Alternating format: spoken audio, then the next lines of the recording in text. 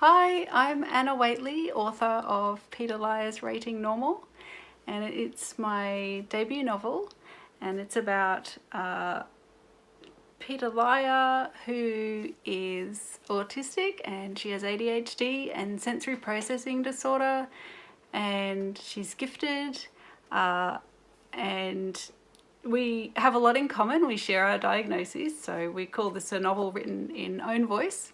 And so Peta follows all the social rules. She gets everything right, and then she goes on the she falls in love with the new girl and goes on the school ski trip, and everything starts to fall apart. And it's a big novel. There's a lot in it, even though it can be quick to read, I hope. What's a stream of consciousness? But it is. I just went with write everything that you think as you're going about interactions. It really wasn't so much a choice as just how the voice came out, and I don't really know how else I could write it without it sounding scientific, or you wouldn't. And the whole point being that Peta passes as normal. So if we only wrote or saw what was on the surface, I don't think you would see anything particularly different. And so you had to have that special window into what's going on inside. And what person is the story told? This one's interesting because when I first started to write, I wrote in past tense in third person, which is what we most often read, and I was not very good at it. I think I could work on it. I hope I can. But I read another novel and that was in first person present tense, and I just screamed through it. It was so fast and energetic, and it had so much power and punch, and it was by Paula Weston, I think. And I thought, oh look, I'll give that a go. What have I got to lose at this point? Because I had a draft due in. I'd submitted that I wanted feedback from an editor, but I had no book. So I was really reaching there for solutions. And I gave it a go, and it just came out really naturally, and I didn't trip over myself in the sentences all the time, worrying about how to phrase everything. Is that choice of person especially important in the context of the story? I think it is, because again, we need to be really there with Peta as she's going about her life.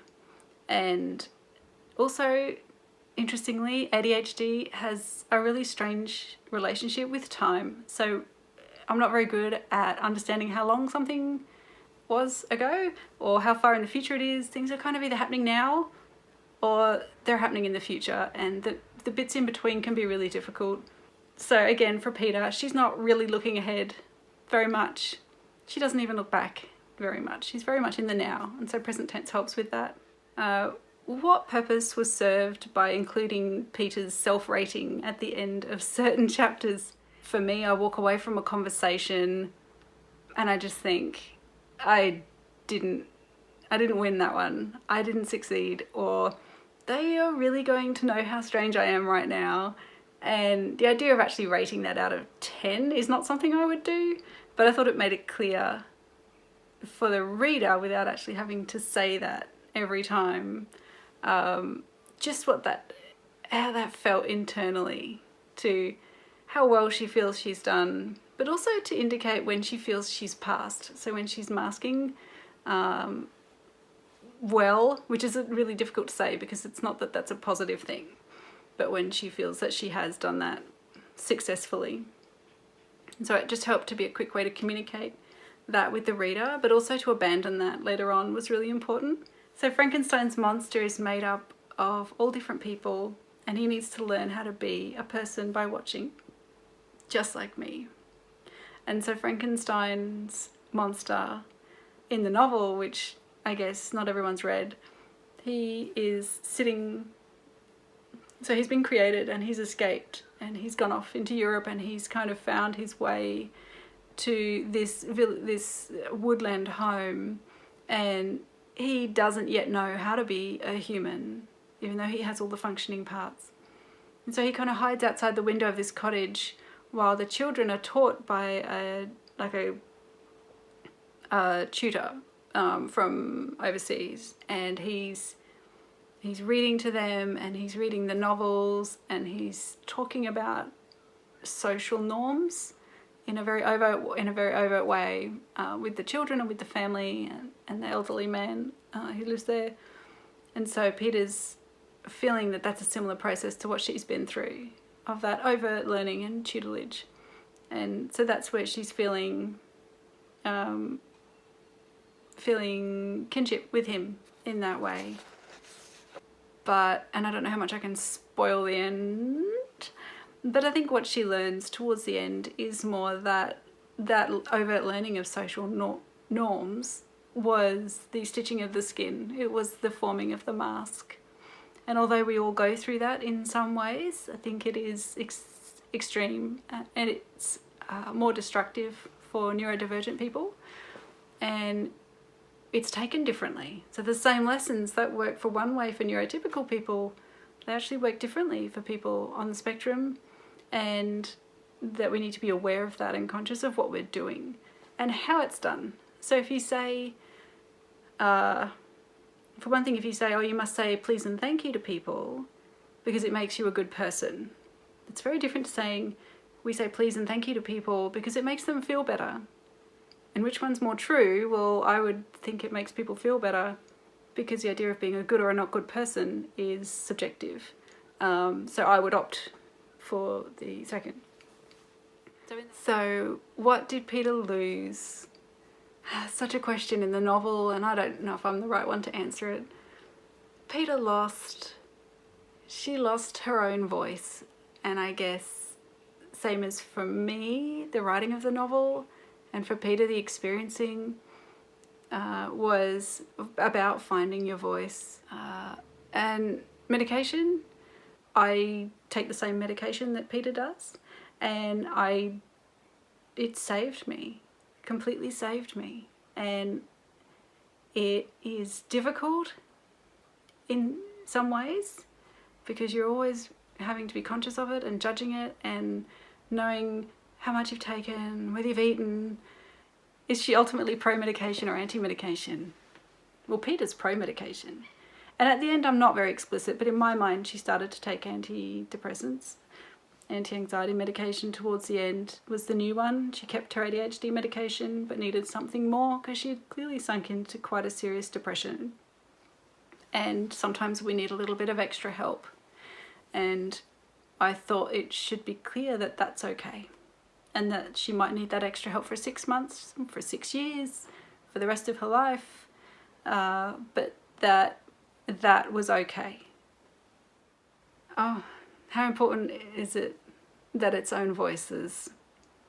Well, for me, I don't know that someone could write this book if they didn't share her diagnosis. Personally, I think it's, you can try, but I don't know if you'll capture quite what it's like, because I've actually been really surprised at how surprised people are, or I've been surprised that people don't think that way. Actually, I'm still quite surprised by that. And if that's the case, then how could you try to write this if it's not what you've experienced?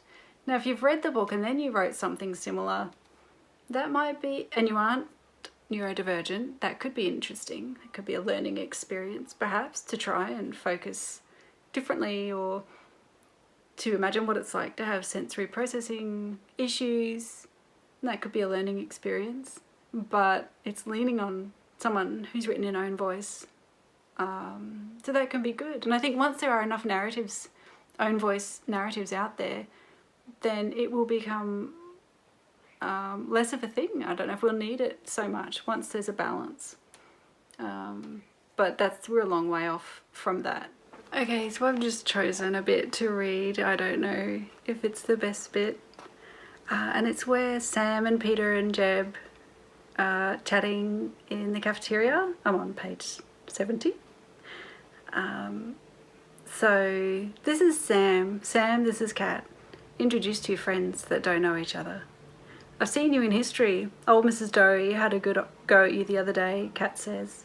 She sits down across the bench. Sam's face is still, and I wonder if she'll respond in good time, or if she's replaying the words. Yeah, I know. Oh, how was I supposed to know Hitler wasn't a communist? They both get talked about like the ultimate evil. This is a misunderstanding we had, by the way, in high school in this grade. Jeb and I nod and guffaw, hoping Kat will know what to say next, not wanting to admit that we don't know either. Kat isn't laughing. I try not to stare at her hand with one short finger. There's a stub that moves, and I imagine someone crunching down through muscle and bone. Do you want me to explain it to you? She asks, eating some of her dim sims. Kat's like our big sister. She knows things about politics and history and the whole world. She talks like it really matters if you don't know these things. And then you shouldn't get to vote. But you should definitely vote, or it would be an insult to our democracy. I listen whenever Kat talks, so by the time I'm 18, I'll be ready. Kat's 19 and trying year 11 for the third time. She knows what she's talking about.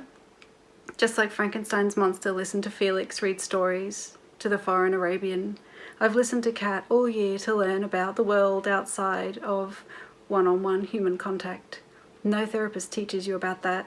They just want you to know how to look neurotypical, not to know how to vote or make your world different so you don't look so wrong in the first place. Oh wow, I forgot that I wrote that. It's the first time I've ever read from the published novel, so I just got shivers and goosebumps. If you use words, I understand, Sam says, which is good. Kat likes people to be clear and honest, and that's why we get along so well. She explains about left and right-wing government parties and the Jews and Hitler and America and the Cold War and communism. She talks about how any extreme political philosophy goes wrong, left or right. How peaceful countries push and pull somewhere near the middle and could do better. I imagine a giant seesaw with people in suits on either side. She says that the most peaceful and happy countries make engineers their presidents or prime ministers, not lawyers. In half an hour I know more about world politics than I understood from 11 years in school. Jam, Seb and I stare at Kat as she finishes talking and puts a whole dim sim in her mouth. We sit in respectful silence. The wars were so bad. Humans were horrible to each other. I'm glad it's not like that here or now. Kat's taken Sam in and this is her initiation. We all had something similar. Next time she might warn Sam about the kids here who do hard drugs, or the ones who think they're vampires, or the student teacher trying to get a date. How's home life? Kat asks Jeb. She doesn't miss a thing.